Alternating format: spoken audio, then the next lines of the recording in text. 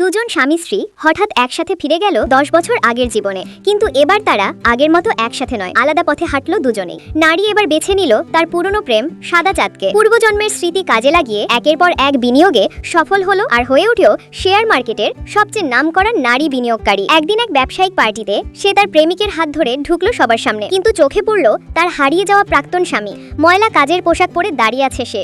নারী হাসলো, বলল, 10 বছর পরও তোমার অবস্থা এমনই করুন। কিন্তু লোকটা চুপ করে রইল।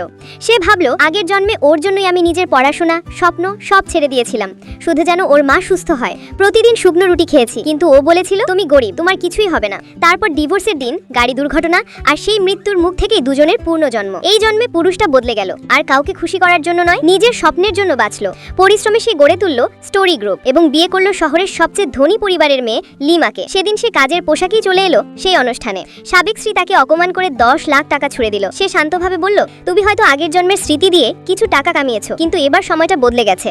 আমার স্ত্রী লিমা খান পরিবারের মেয়ে। সবাই থমকে গেল। তারা বিশ্বাসই করতে পারছিল না সে লিমাকে বিয়ে করেছে। সেটা তো এই শহরের শীর্ষ ধনী পরিবার। সবাই হতবাক। লোকটি হেসে বলল, তোমরা যাদের তুচ্ছ ভেবেছিলে আজ তারাই তোমাদের নাগালের বাইরে। সে তখন তাদের কোম্পানির সাথে প্রস্তাবের কাগজ বের করে বলল, তোমাদের প্রজেক্ট আমি বাতিল করলাম।